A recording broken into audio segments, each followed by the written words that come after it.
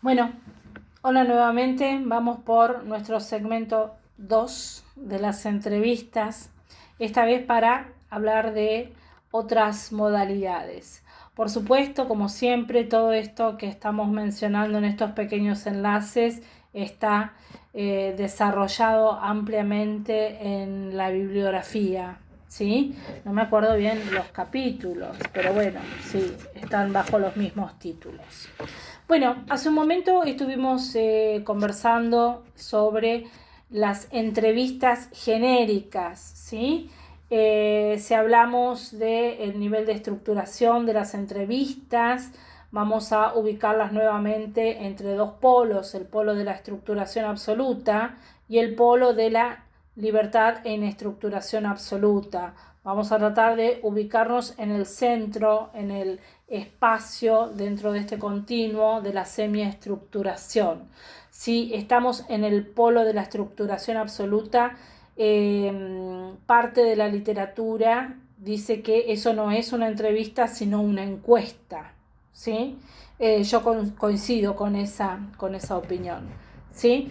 Lo importante para rescatar, entre todo lo que hemos dicho de las entrevistas, es que se trabaja con preguntas abiertas, ¿de acuerdo? Donde el otro puede orientar la información en el sentido que desee y puede explayarse tanto como quiera utilizando su propio lenguaje al cual el entrevistador debe adaptarse, ¿sí?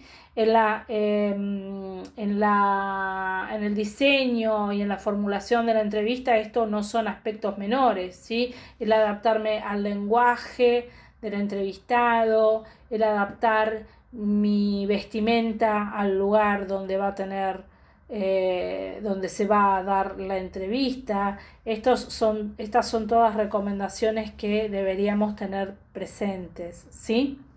Bueno, al margen de esta versión general de entrevistas, quisiera que entráramos en el terreno de las técnicas focales, técnicas que fueron diseñadas por Robert Merton, ¿sí? Tal vez no lo mencioné previamente, pero gran parte de los dispositivos y de las técnicas que utilizamos hoy en día han sido desarrollados en la posguerra, ¿sí? Entre ellos, ¿sí? Los que vamos a ver ahora, ¿sí? O los que, sí, la técnica que vamos a ver ahora, llamada entrevistas focalizadas, ¿sí? En el siglo XX hubo dos grandes polos, uno cualitativo y otro cuantitativo, polos de investigación y de desarrollos metodológicos, concretamente en torno a la Universidad de Chicago y a la Universidad de Columbia, siendo que este último polo, el de Columbia, estuvo nutrido por gran parte de científicos sociales que habían huido de la Europa de la guerra y de la posguerra, ¿sí? Bueno, ya en su momento vamos a profundizar un poquito más esto. Pero bueno, las técnicas de recolección de datos no son estáticas y van modificándose y ayornándose a medida que avanza claramente la tecnología. Hace 30 años jamás hubiéramos hablado de encuestas online, por ejemplo, ¿sí? Bueno, me interesa que conversemos sobre una modalidad de entrevistas llamada entrevista focal, focus interview o entrevista focalizada, que es aquella que desarrolló Robert Merton allá por los años 40, cuando se comenzó a medir la reacción psicológica y social de la población frente a determinados estímulos, particularmente la reacción frente a los medios de comunicación. En este en este continuo en tensión que planteé hace un momento entre la estructuración absoluta y la libertad absoluta, las entrevistas, focalizadas tienen un mayor nivel de estructuración al que acabo de mencionar en la entrevista antropológica abierta y no directiva. Bueno, como les mencionaba, es una entrevista que intenta captar cuál es la reacción frente a un episodio, ¿sí? Con lo cual existe un requisito, y es que aquellas personas que vayan a ser entrevistadas individualmente, y subrayo esto por la técnica que vendrá a continuación, ¿sí? La entrevista focalizada es una técnica individual donde hay un entrevistado y un entrevistador. Estas personas tuvieron que haber atravesado una situación común, ¿sí? Y estas personas, estos entrevistados, no van a ser informantes de ese episodio en común que han atravesado, sino que van a dar testimonio respecto de su reacción frente al episodio, ¿sí? Entonces, para llevar adelante esta modalidad de entrevista, lo primero que hay que tener en claro es que hablar de entrevista focal no implica que se haga foco en algo. Esto es un error muy frecuente, ¿sí? El hecho de que una entrevista tenga una meta o un objetivo trazado por la investigación en la que se está utilizando no hace de toda entrevista una entrevista focal, porque todas las entrevistas persiguen un objetivo, ¿sí? Entonces, el hacer foco en algo no convierte a la entrevista en una entrevista focal, ¿sí? Insisto, se trata de una modalidad de entrevista donde los consultados deben haber atravesado un episodio, ¿sí?, en común. Por ejemplo, haber sido expuestos al mismo spot de campaña preelectoral, haber visto la misma película, haber atravesado alguna situación traumática común, como pudo haber sido un accidente, ser familiares de víctimas de Cromañón, haber estado en el tren que se accidentó en Once. Bueno, estas son personas que tienen una vivencia común, ¿sí? Y van a ser informantes no de lo que sucedió, a tal hora pasó esto, a tal hora pasó lo otro, etcétera, etcétera. O sea que no van a describir, ¿sí?, a través de la entrevista el suceso, sino que van a narrar su reacción. Esta reacción es medida a través de una serie de mecanismos que son la resultante del diseño de la entrevista focal propiamente dicha.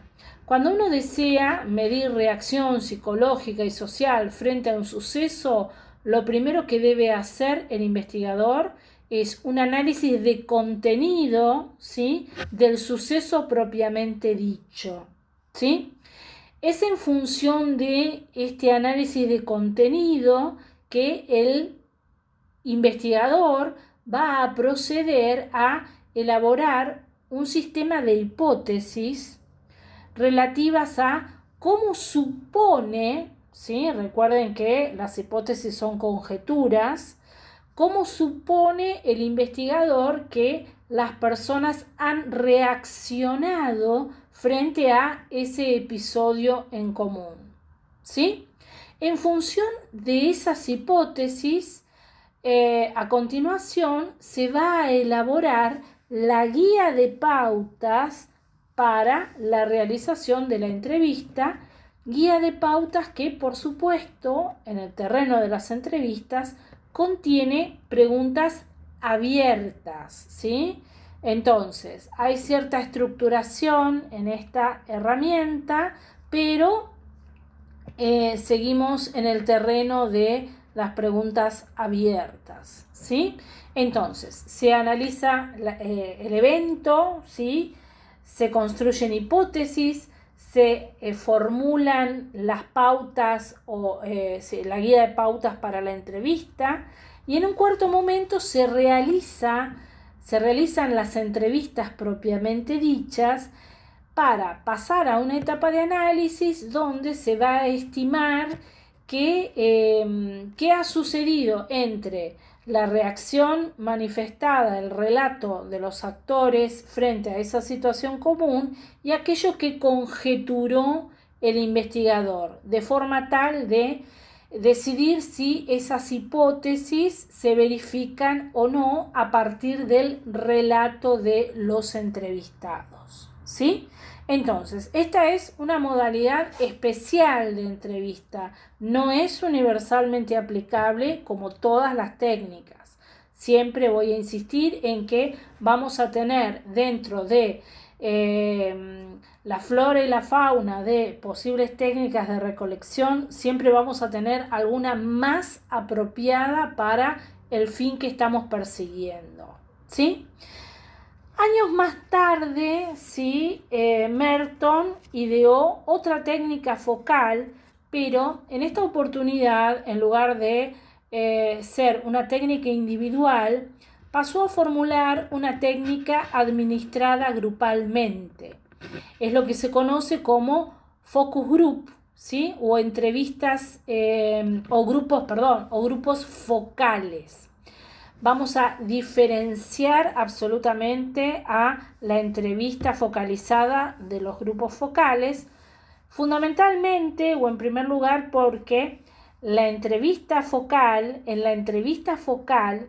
las unidades de análisis son individuos, ¿sí? Mientras que en los grupos focales, ¿sí? Las unidades de análisis no son los individuos, sino un colectivo, ¿sí? Un grupo que se convierte en mi objeto de estudio producto de contener cierta información que de modo individual no podrían brindar, ¿sí? Entonces, los grupos focales, en los grupos focales se parte del supuesto de que existen algunos tópicos sobre los cuales las personas nos explayamos mejor de modo grupal, producto de una sinergia del grupo y producto de la búsqueda de la cultura compartida por un cierto grupo. Creo que en un enlace anterior hablamos de los hinchas de fútbol. Bueno, sí, yo podría tomar a los barra bravas y entrevistarlos individualmente, ¿no? Yo obtendría cierto tipo de información en estas entrevistas individuales, ¿sí? Pero si yo quisiera saber qué es lo que subyace en este sentimiento de pertenencia al grupo, qué significa ser un barra brava, lo más aconsejable es realizar un grupo focal, ¿sí? Donde el grupo va a actuar como medio de expresión de cosas que individualmente difícilmente surjan, ¿sí? Entonces, hay que ver para qué casos es adecuada la entrevista antropológica, la entrevista focal o los grupos focales, ¿sí? Bueno, en estos días hemos asistido a este conflicto en la policía bonaerense, que seguramente habrán visto todos en los medios, para marcar simplemente la diferencia, ¿sí? Yo podría entrevistar a policías pertenecientes a la bonaerense de modo individual para que me cuenten cómo es la cotidianeidad de un policía bonaerense, yo obtendría un cierto tipo de información, ¿sí? Ahora, si yo quisiera saber o recoger información sobre el espíritu de cuerpo, qué es pertenecer a la bonaerense y este tipo de cuestiones, es más aconsejable utilizar como técnica de recolección grupos focales. O sea que se trata de una técnica grupal, ¿sí? Que se administra de un modo artificial, en un escenario artificial, montado especialmente a los efectos de la recolección de datos, ¿sí? Se trata de una producción controlada, de una discusión en un ambiente artificial, donde van a ser sumamente importantes el reclutamiento de los participantes del grupo, que van a estar orientados por la presencia de un moderador. Esto transcurre, como les dije, en un escenario artificial, es filmado y analizado. Un factor sumamente importante en la conformación de los grupos focales es la homogeneidad. Los grupos focales, los integrantes de un grupo focal son agentes de expresión de ciertas categorías sociales y como tales deben conformar grupos homogéneos, ¿sí? Jamás armaríamos un grupo focal con personas que mantienen entre sí diferencias sociales profundas, ¿sí? Lo importante del grupo focal es que sea homogéneo hacia adentro, ¿de acuerdo? ¿Por qué? Porque en esta homogeneidad es la que permite la expresión de ciertas cuestiones que de otro modo no surgirían. ¿A dónde voy? Jamás en un mismo grupo focal yo pondría a trabajadores y jefes, por ejemplo, ¿sí? Jamás pondría en un mismo grupo focal a oficiales y suboficiales, ¿sí? Esto es un error, no son grupos homogéneos. Haría un grupo focal con caciques y otro grupo focal con indios, pero no juntos, ¿sí? ¿Por qué? Por la posibilidad de inhibición a la hora de la expresión del espíritu del grupo, ¿sí? O sea que cuando se realiza un grupo focal y se detecta alguna particularidad que genera un ruido, algo disonante al interior del grupo, lo que corresponde es anular ese grupo y volver a ver cuáles son las características sociodemográficas para construir dos grupos por separado, ¿sí?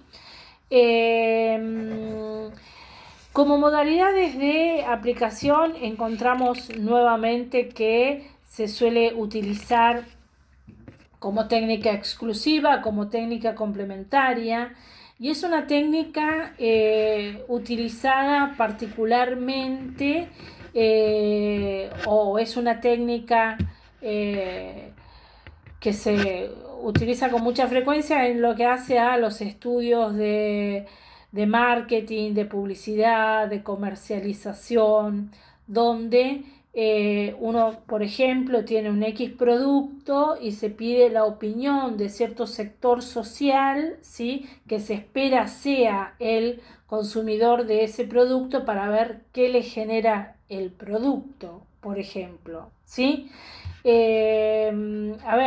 Pensemos en qué es lo que nos hace inclinar el brazo en el supermercado hacia determinados productos en desmedro de otros, ¿sí?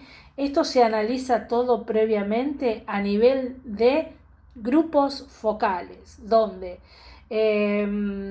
ciertos grupos, por ejemplo, mujeres solteras, profesionales, ¿sí? ¿Qué conductas tienen frente a el jabón en polvo?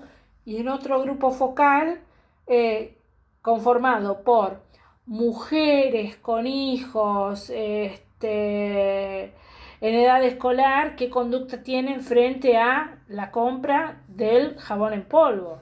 ¿Ustedes piensan que ambas compras son movidas por los mismos intereses?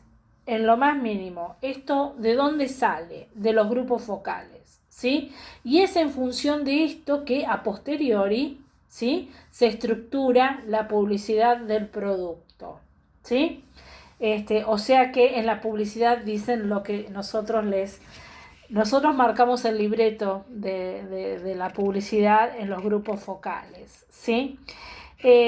Bueno, se da en relación al diseño, se trabaja, les dije, en un ambiente artificial, conformando grupos pequeños de no más de 12 personas, coordinadas por un moderador y quien arroja el tópico sobre el cual se va a conversar o discutir en reuniones que no deberían durar más de 1 hora y media, ¿sí? Para después proceder al análisis de esta discusión y en algunas oportunidades los resultados de los grupos focales no solo pueden conducir a la necesidad de armar y replicar la experiencia con más grupos, sino que sientan las bases para la realización o el armado de algún tipo de estudio cuantitativo en virtud de los resultados obtenidos en el grupo focal, ¿sí? Bueno, yo debería empezar con historia de vida. Ay, ¿será muy largo? Bueno, vamos a empezar. Espero terminarlo. ¿De qué hablamos? Hablamos de las entrevistas en profundidad, de las entrevistas focales, de los grupos y de los... entrevistas en profundidad, entrevista focal y grupos focales, ¿sí? En esta oportunidad vamos a hablar de otra técnica de recolección de datos conocido como la historia de vida. En la bibliografía van a encontrar en este capítulo de historia de vida 2 técnicas, a la historia de vida y al estudio de caso. Nosotros nos vamos a centrar en la primer técnica, ¿sí? La historia de vida, vamos a por lo menos comenzar con la técnica. La historia de vida no se trata de una técnica en sí misma como lo es el grupo focal, la observación o la entrevista, sino más bien vamos a considerarla como un abordaje multimétodo, ¿sí? Es decir, que la historia de vida es una herramienta que se vale de otras herramientas y en su conjunto constituyen lo que se conoce como historia de vida. A través de la historia de vida lo que se intenta es reconstruir un periodo de tiempo prolongado, ya sea de una persona o de una institución. O sea que es una técnica aplicable no solo sobre personas de carne y hueso, sino sobre instituciones. Puede tratarse de una ONG, podríamos hacer una historia de vida de Coca-Cola de Argentina, no sé, de 1950 a la fecha, pero bueno, lo importante es que no solo aplica sobre individuos, ¿sí? Les decía que se trata de un abordaje multimétodo porque lo que intenta el investigador es recoger información valiéndose de distintas fuentes sobre acontecimientos de esa determinada unidad de análisis, ya sea una persona o una institución, ¿sí? Es por eso que en el armado o en la construcción de la historia de vida nos vamos a poder valer de entrevistas, de observaciones, de distintas técnicas tendientes a la obtención de datos primarios para complementar de modo muy serio esta información que puede incluir entrevistas con el personaje objeto de la historia de vida y con otros informantes, ¿sí? Con el personaje de la historia de vida, discúlpenme, toda vez que siga entre nosotros, ¿sí? para recurrir más allá de las técnicas que me permitan obtener datos primarios, recurrir a fuentes documentales, ¿sí? Es una técnica que se vale de revisión de archivos, revisión de relatos, de cartas, de balances, ¿sí? Entonces, esta estrategia de la historia de vida es aplicable toda vez que mi objeto de estudio tenga una existencia a lo largo del tiempo que justifique la técnica, principalmente, ¿sí? Entonces, el investigador se vale de múltiples herramientas para la obtención de datos primarios y secundarios, ¿sí? Para luego retirarse de la escena y proceder al análisis. Este análisis es el que me va a llevar a la reconstrucción de estos episodios vitales, hecho que se efectúa a través de el ordenamiento, ¿sí?, cronológico del relato y los episodios a lo largo de un eje temporal, ¿sí? Entonces, yo tengo reconstruida la trayectoria de una persona o de una institución en mi historia de vida, pero como condimento adicional, la historia de vida va a cobrar sentido toda vez que este análisis tenga como punto último, ¿sí?, como punto que no podemos obviar para darle sentido a la historia de vida, la comparación o la lectura de esta historia de vida a la luz de los episodios políticos, históricos, económicos, etcétera, en los cuales esta vida tuvo lugar. Es decir, que se lee la historia de vida a la luz de los acontecimientos que fueron transcurriendo. Ninguna vida de persona o institución ocurre en el vacío. Siempre se da en un contexto histórico, político y social que van a incidir de un modo o de otro en los episodios de esta vida que yo estoy reconstruyendo. Bueno, básicamente creo que estas son las cuestiones centrales de la historia de vida. Tengan en cuenta de que se va a valer, nuevamente insisto, fundamentalmente de la entrevista, pero esta herramienta no es la única a la cual se va a apelar, ¿sí? Se va a apelar a la observación, a toda técnica que permita la obtención de información en esta reconstrucción, ¿sí?, más esta búsqueda documental que va a terminar de aportar datos en este camino. Bueno, creo que vamos a llegar hasta acá y en nuestro próximo enlace creo que ya vamos a comenzar con el análisis de contenido, que es otra técnica, creo yo, particularmente importante para el grupo que está trabajando sobre los medios de comunicación en pandemia. Esa va a ser otra estrategia multimétodo.